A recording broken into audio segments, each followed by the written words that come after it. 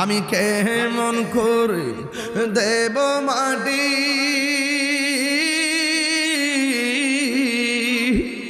আমি কেমন করে দেব মাটি তোমারি কবরে।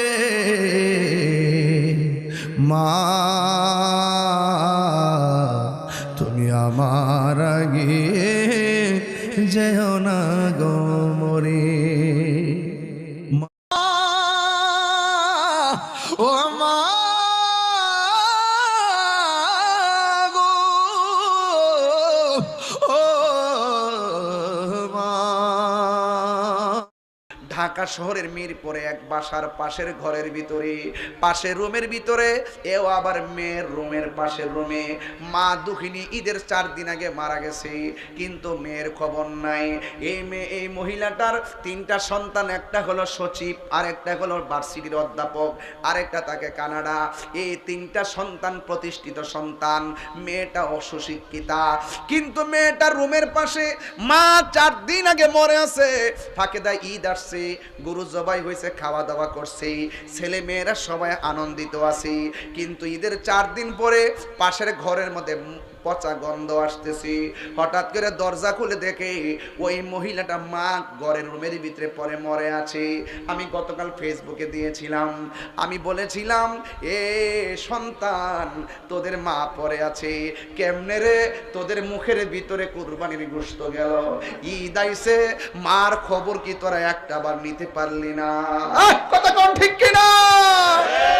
এই জন্য এই 4টা সন্তান, একটাও মার খবর নেই না। একটা কথা মনে রাখবেন, এই সন্তানটা যেই দিন প্রতিষ্ঠিত হয়েছে, মা জানে কত খুশি হইতো সন্তানের জন্য। কত মানুষ কইতো, মহিলা তোর পোলা সচিব হয়েছে, তুই সান কফেল্লা মহিলা, ও মহিলা তোর ছেলে ভার্সিটির চাকরি পাইছে, তুই সান কফেল্লা মহিলা। আজকে সেই সন্তানের মা শেষ বয়সে পচে গেছে, সন্তান তার ঈদের দিনও খবর নেই নাই। আমার কথা হলো প্রশাসনের কাছে তদন্ত করুন, এই অন্যায়ের বিচার করুন। এমন এই মহিলাটা হয়তো পরে পচে গেছে, ধরা পড়ছে। এমন অনেক মা আছে কষ্ট পাইতে পাইতে মারা যায়, মাইক দিয়ে এলান করে তারে কবর দেয়, কিন্তু মায়ের কষ্ট সমাজের কেউ জানে না, বাবার কষ্ট সমাজের কেউ জানে না। ওই মহিলাটা কান্না করে, ও বন্ধু দুঃখ রাখবো কোথায়? ওই নূরজাহান মহিলাটা সন্তানরে শিক্ষা দিছে, কিন্তু কুলাঙ্গার সন্তানগুলো মানুষ হতে পারে নাই। কথা বলেন ঠিক কিনা? মানুষ হতে পারে নাই। এই জন্য সন্তানকে মানুষ আগে বানানো লাগবো। এই জন্য আমার যুবক ভাইয়েরা, আমার নবী বলেন, হাসরের মাঠে কিছু কিছু মানুষ আছে যাদের গায়ের মধ্যে আগুনের শিকল লাগানো হবে। নবী জিজ্ঞাসা করে, আল্লাহ এরা কারা গো যাদের গায়ের মধ্যে আগুনের শিকল লাগাইয়া রাখছে? আল্লাহ বলে, ও বন্ধু, এরা কারা জানেননি? এরা হলো ওই সমস্ত সন্তান যারা দুনিয়াতে মা বাবার মনে কষ্ট দিয়েছে। এমন মা বাবার অবাধ্য সন্তান সমাজে আছে না নাই? আরে মার মনে কষ্ট দিয়া তাহিরের কাছে মুরিদ হইয়া আব্বা আব্বা করে হাদিয়া দিবা, তোর হাদিয়ার মধ্যে আমি লাত্তি মারি। মা বাপের মানে কষ্ট নিয়ে মানুষ ছিল না কি ছিল আল্লাহ জানে, বাড়ির মধ্যে খাসি লইয়া যাইবা। আমি তোমার খাসিরে ঘৃণা করি, কারণ মা বাবা রাজি, আমার আল্লাহ রাজি। মা বাপরে কান্দাইয়া পীরের দরবার কেন, মদিনা গেলে কোনো লাভ হবে না। কথা বলেন ঠিক কিনা? আল্লাহ এটা দেখি নাই, এটা দেখি নাই। ও যুবক কান্দোস কেন? যদি মা মইরা থাকে, কালকে শুক্রবার যাইবি মার কি মানুষ ছিল না কি ছিল আল্লাহ জানে। যদি মা যা বাচ্চা থাকে, যাইবি মার কদম তলায়, যাইয়া বলবি, মা জীবনে তোমার কত কষ্ট দিছি, আর যতদিনে বাঁচবো তোমারে দুঃখ দিব না, তোমারে কষ্ট দিব না। আব্বা গো, তুমি আমার পরীক্ষা ফি দিছো, টাকাটা কোথায় থেকে আনছো জীবনে জিগাইছি না।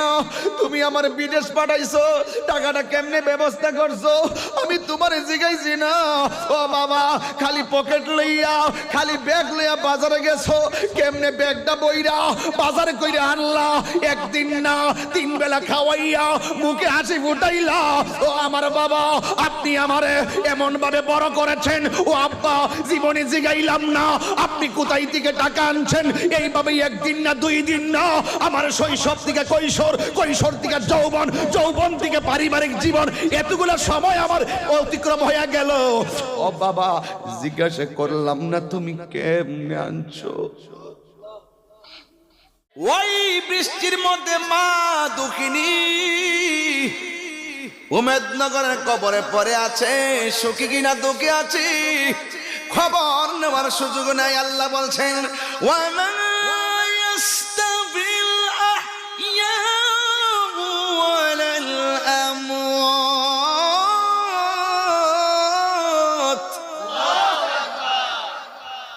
যারা জিন্দা যারা মুর্দা এক না রে এক না। কবরের মানুষগুলা বড় অসহায় রে, আমার মরণের কতদিন বাকি আমি জানিলাম না গো ও আল্লাহ। ছাগলে গান গা, বাকি আমার মরণের কতদিন জানিলাম না গো ও আল্লাহ, মরণের কত দিন বাকি। এই পারি নেই মার ভালো করে সেবা করতে পারি নাই। আল্লাহ আমার আব্বা আম্মার কবরটারে জান্নাত বানাইয়া দাও। আর যদি আব্বা আম্মা বাইচা থাকে আল্লাহর কাছে বলবেন আমার আল্লাহ গো আমার আব্বা আম্মারে তুমি হায়াত বাড়াইয়া দাও। তোমার জীবনের চ্যালেঞ্জ খাইতে বসছে, মুখের মধ্যে খাওয়ান দিব, হঠাৎ করে আমার প্লেটটা রাইকা দিছে, পাশের বাড়ির মহিলা জিগাইছে খাও না কেন। মা বলছে আমার মুখের মধ্যে রুচি নাই, অথচ আমি মায়ের পেটের মধ্যে লাথি মাইরা আমি মায়ের খাওনটা পর্যন্ত কাইরা নিছি। এই হলো 4 নম্বর কষ্ট। আমায় কোলে টানি আঁচল দিয়ে মুছে নাকি,